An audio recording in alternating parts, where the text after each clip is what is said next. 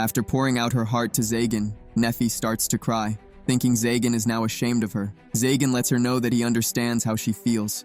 Nephie has never been talkative, and her saying everything that was on her mind must have been pretty overwhelming for her. Nephie then asks Zagan if his hands still hurt, and this is when Zagan realizes that the pain is gone. Apparently, Nephie was the one who did it. When he touched Nephie, she healed him, and this made Zagan even more impressed with her powers.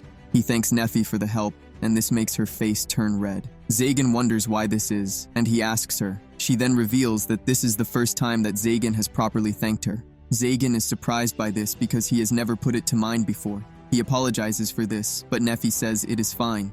She considers Zagan her master after all. Later that night, Zagan is preparing to sleep on his chair as usual when Nephie shows up. He is surprised to see Nephie, and he asks her if there is any problem. Nephie then asks Zagan if he will be willing to sleep with her. This question sends Zagan to another realm, as he starts to imagine what Nephie meant by this. He starts to imagine Nephie in her natural form, with the two of them together inside the room all alone. Nephie then walks close to him, letting him know that he is always sleeping on the chair, because there is only one bed in the house.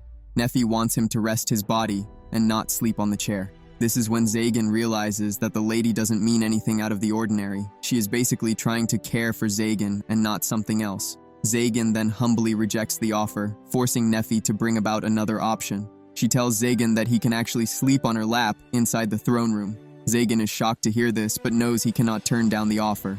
Zagan lays his head on Nephie's lap, and it feels very good to do so.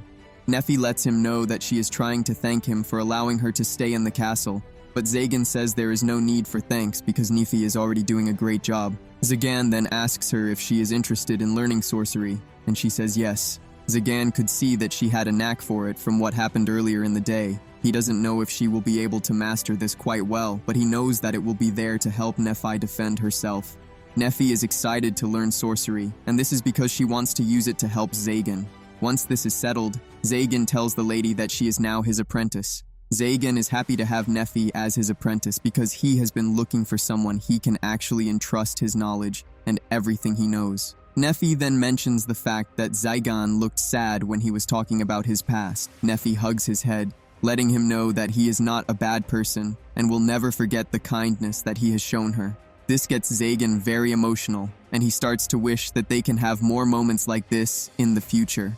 The following day, Barbatos comes to visit, and he comes with his usual enthusiastic self. He heard that Zagan was attacked by the angelic knights, and this is the reason he has come to check on him. Barbatos is even impressed with the fact that one of the knights is wielding a sacred sword.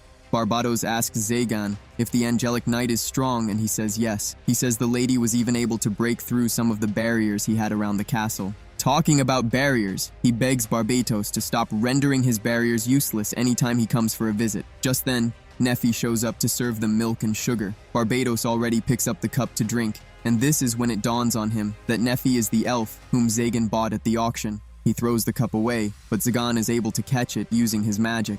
He starts to wonder why Zagan hasn't used the girl for sacrifice just yet, but Zagan says he has no intentions of doing this. Barbatos then comes to the conclusion that Zagan is allowing the girl to leave as long as she is still able to serve him. However, Zagan lets Barbatos know that he is not him. Zagan clears the air, letting Barbatos know that Nephie is now his apprentice. Barbatos finds this hard to believe, but Zagan lets him know that there are instances where Nephie will come in handy. He starts talking about Nephie like she is an object, and this kind of makes Zagan angry. When Barbatos asks Zagan if Nephie was instrumental in chasing the angelic knights away, he says yes. Barbatos then realizes that the giant roots that are outside the house must have been her handiwork. Barbatos gets to the serious business, asking Zagan if he is after the archdemon's seat, and he says yes. Zagan says the seat will provide the key to breaking Nephie's collar, which seems like a win-win situation to him. However, he doesn't have the belief that he can be chosen at the moment. Archdemons are sorcerers who have been practicing sorcery for hundreds of years, but when it comes to Zagan, he has only been practicing for more or less a decade. He considers himself not a match for those who are selected to be archdemons. Barbatos notices that Zagan might be getting attached to the girl, and he asks to confirm. Zagan doesn't deny this fact, asking Barbatos if there is anything wrong with him getting close to his apprentice. Barbatos says Zagan still has his humanity intact, and after saying this, he leaves. After his departure, Nephie addresses Barbatos as Zagan's friend, but Zagan says Barbatos is not his friend. Nephie begs to differ, pointing out the fact that Zagan actually seems happy when talking to him. This gets him wondering if this is actually true. It is time to fix the barriers around the castle, and Zagan tells Nephie to follow him, because this is a good time for him to teach her the fundamentals of sorceress circles. After this day, Nephie started learning sorcery, while attending to house chores too. Zagan starts to enjoy the presence of company, rather than the lonely life that he has always had. As time goes on, Nephie also becomes even more comfortable with him, and she expresses herself even more. As for her power, she is still having difficulties controlling it. The two continue living together, and before Zagan knows what is happening. They have been together for a month already. However, Zagan is still worried about the fact that he can't break the collar on Nephie's neck. One night, a giant bird with 2 heads shows up at the castle to deliver a message to Zagan. He opens the letter to find out that the 12 archdemons are calling for him. With this, Zagan heads to Chionides. It is underneath Chionides that the ruins used as a lyre by the late Marchosius lie. He enters the ruins, and while walking toward the altar, he starts to wonder what the archdemons might want from him. Just as he comes face to face with the 12 elders, the first sentence from their mouth hits him hard. The archdemons are surprised to see that Zagan is even younger than they thought. Just by talking to him, Zagan can feel the power emanating from the archdemons. He now understands why they are called the apex sorcerers. Zagan clears the air by asking the sorcerers if he was called to the meeting just to be made fun of. He asks to leave if there is nothing tangible or serious that they want to discuss with him. The apex sorcerers are surprised that Zagan is not scared to talk back to them. Going straight to the point, Zagan is informed that he has been chosen to become the 13th archdemon. The archdemon's brand that Marchosius left behind is displayed, and this is going to be his once he accepts the title. The power from the emblem is so intense that Zagan can barely open his eyes to look at it. This made him realize that this is the kind of power that every one of them holds. He now understands why other sorcerers have no chance against this set of people. Zagan then lets them know why he is doubtful of taking up the mantle, letting them know that there are several other sorcerers who are more powerful than he is. The archdemons then let him know that there might be other sorcerers who are powerful than him, but there is no one who can actually kill him.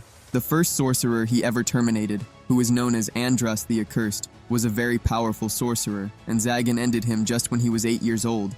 In addition to this, Zagan was able to learn the guy's power in an instant. The archdemons acknowledge his power, saying it will be disastrous if he ever decides to take power from others. They consider his power to take, and not to be killed, as the perfect power fitting for an archdemon. They know that he is going to become the most powerful sorcerer at some point, and this is the reason they want to make him an archdemon now, regardless of his status.